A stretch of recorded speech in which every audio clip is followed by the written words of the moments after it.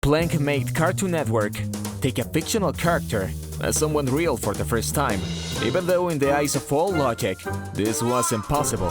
Plank's multiple theories about whether it was a living being or not filled internet forums at a time when social networks were not yet flourishing, which led to this inert piece of wood crossing over from the animated series Ed, Edd and Eddy to become an independent character. But not only that, the mystery of its existence will completely change our conception of fiction in animated series. This series was part of a golden age of Cartoon Network in the late 90s, and the first one I have memories of course, along with Cow and Chicken, Johnny Bravo and Dexter's Laboratory. For those who never saw Ed, Edd and Eddy, this was a series that took place in a cul-de-sac inhabited by very different kids. The main characters, Ed, Double D and Eddy, spent their time trying to scam others to get money and buy jawbreakers. Among the other characters was one who seemed to exist in his own world, Johnny, who was always accompanied by his best friend, Plank. At first glance, Plank seems to be simply a piece of wood with a painted face. However, Johnny attributes a complete personality to him, and often it seems that Plank has his own thoughts.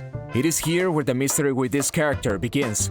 Is Plank perhaps a living being like the other characters in the series? Well, it wouldn't be strange for a cartoon to have an object as a living being with personality. The peculiarity of Plank is that it exists in an existential limbo. It is presented to us as a plank, but sometimes it seems to be more than that. For example, in the episode Rent and Ed, Plank supposedly tells Johnny that the Ed boys are wrecking his kitchen, something Johnny couldn't have seen for himself, since his enormous head was stuck in a tree at the time.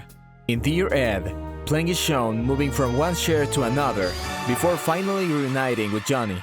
In Gimme Gimme Never Ed, Plank apparently teleports before sending the Ed boys on a dangerous roller coaster ride they created themselves. Furthermore, in All Eds Are Off, Plank is seen moving around the school without needing Johnny. This evidence caused the internet to explode with conspiracy theories, sending emails to Cartoon Network, which found itself in uncharted territory, leading to unprecedented measures.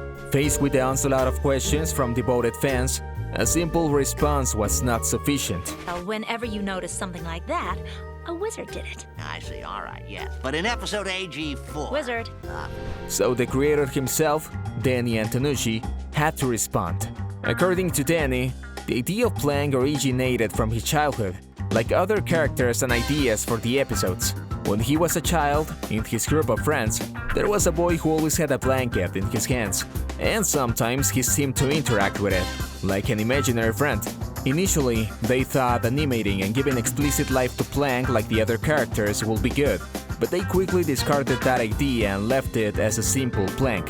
With this, it would seem that Cartoon Network would relieve itself of a burden, since it would be clear that it was an inert object. However, the series continued, and the mystery would not stop there.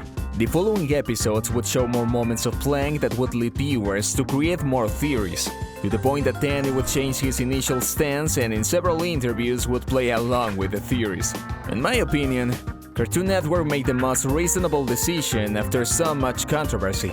They decided that instead of fighting with a simple Plank, they would embrace the idea, making it more popular, having its own groovy, which were songs from the series featuring the channel's commercials. Plank would be the protagonist of one called My Best Friend Plank, where he would be explicitly seen moving, confirming support for the idea that he was alive.